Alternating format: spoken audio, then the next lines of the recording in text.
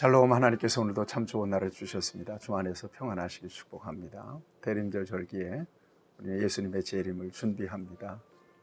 깨어 있으시는 저와 여러분들이 되길 바랍니다. 신앙이라고 하는 것은 하나님과 개인적인 관계입니다. 교회는 신앙의 중심을 잡아주고 그 변치 않는 고백을 유지하고 또 신앙의 근거에서 삶을 가르치죠. 그리고 모두가 다 하나님의 나라를 향하죠. 이를 교회가 균형 잡힌 신앙과 신학으로 우리 성도들을 이끌어 줍니다. 중요한 것은 교회가 개인적인 신앙을 대신할 수는 없다는 얘기입니다. 여러분 각자가 있는 자리에서 하나님을 잘 묵상하시고 또 하나님과 영적인 빈틈없는 교제를 통해서 여러분들의 삶에 하나님의 은혜가 풍성하게 흘러갈 수 있게 되기를 바랍니다. 충만하시기 바랍니다. 오늘 하나님께서 우리에게 주신 말씀은 욥기서 35장 1절에서 16절까지 있는 말씀입니다. 사람마다 각자 개성이라고 하는 게 있습니다. 다르다는 얘기입니다. 외모도 다르고 또 내면 속으로 들어가 보면 또 더 다릅니다. 신앙도 마찬가지입니다.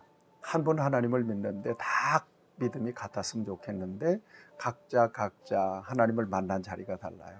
하나님과 관계하는 친밀도가 다르고 수준이 또 다릅니다. 그런데 이 믿음은 하나님께로부터 왔습니다. 그래서 고유하고도 절대적인 거예요.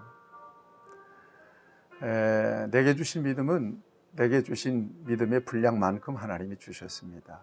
또 상대방에게 주신 믿음은 또 그만큼 하나님이 주셨다는 얘기죠. 그래서 자칫 내 믿음이 기준이 돼서 상대방의 믿음을 평가하고 판단하는 것은 굉장히 조심스러운 일입니다.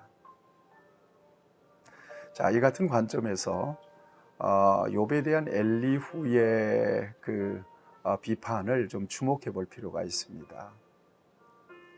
지금 엘리후는 욥의 말을 꼬투리 잡아서 지금 반박하고 도전하고 있는 것입니다. 무슨 말을 했는가 하면 오늘 본문 말씀에 본문 말씀은 엘리후의 세 번째 대답입니다. 1절 말씀을 보면 그대는 이것을 엘리후가 말을 이어 이르되 그대는 이것을 합당하게 여기느냐, 그대는 그대의 의가 하나님께로부터 왔다는 말이냐, 그 의가 하나님께로부터 왔다는 말이냐 이 말이에요. 그러니까 욥은 지금까지 자신의 의를 굽히지 않았단 말이죠.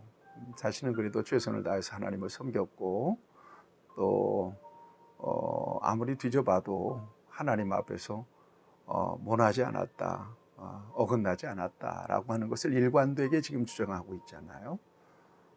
그런데 엘리후가 듣기에는 너무나 그 욥이 지나치게 교만하게 느낀 겁니다. 그리고 하나님 앞에서 그래도 그렇지 사람이 부족한 게 많은데 저렇게 자신의 의를 일관되게 이렇게 주장하는 것을 보면서 상당히 속에서 뭔가 어떤 그 분통 같은 것들이 올라온 거죠. 그래서 지금 강력하게 욥을 도전하고 있는 것입니다. 5절 보세요. 그대는 하늘을 우러러보라. 그대는 높은 뜬 구름을 바라보라. 그대가 범죄한들 하나님께 무슨 영향이 있겠으며, 계속해서 이야기합니다. 그대가 악행이 가득한들 하나님께 무슨 상관이 있겠으며, 그대가 의로운들 하나님께 무슨 상관이 있겠느냐는 것입니다. 이것은 하나님께 전혀 영향이 되지 않는, 하나님은 그것들의 영향을 받지 않는다는 거예요. 욥도 역시 마찬가지. 의를 주장하는 욥도 역시 그 의로 하나님이 어떤 영향을 받는 것은 아니다라고 하는 것이 욥의 엘리후의 관점입니다. 그리고 9절 이하에 보면 11절까지 보면 어떤 그 부르짖는 이야기가 나옵니다. 욥의 부르짖음을 한 자연인의 부르짖음으로 치부해 버리고 많은 것을 볼 수가 있습니다. 그리고 욥이 하나님 앞에 부르짖어도 응답받지 못하는 이유가 있다. 12절 말씀. 그들이 악인의 교만으로 말미암아 거기에서 부르짖으나 대답하는 자가 없음은 헛된 것을 하나님이 결코 듣지 아니하시며 전능자가 돌아보지 않았다는 거예요. 그 욥이 하나님 앞에 막 몸부림하면서 부르짖잖아요. 근데 하나님이 응답하시지 않는 것 같아요. 이것은 욥의 부르짖음이 헛된 부르짖음이었다라고 엘리후는 분명하게 각을 세웁니다. 욥이 지금 잘못하고 있는 거라는 거죠. 헛되게 하나님을 찾고 있다는 것이죠. 그러면서 14절 이하에 보게 되면 하나님께서 그렇게 벌을 주시는 이유가 그가 헛되이 지식 없는 말만 하기 때문이라고 단정적으로 욥의 그 주장을 완전히 뒤집고 평가절하해버리고 맙니다. 15절 볼까요? 그러나 지금은 그가 진노하심으로 벌을 주지 아니하셨고 악행을 끝까지 살피지 아니하셨으므로 욥이 헛되이 입을 열어 지식 없는 말을 많이 하는구나. 하나님께서 따끔한 벌을 안 주시니까 욥이 저렇게 헛되이 지식 없는 말을 토해내고 있다는 이야기입니다. 여러분, 엘리후의 욥에 대한 평가를 어떻게 보십니까? 조금 심하다 이렇게 느낄 수 있겠죠? 좀 심하다. 예, 저도 심하다고 느낍니다. 그의 주장이나 그의 어떤 그 고백이나 이 모든 것들이 틀린 것은 아니거든요.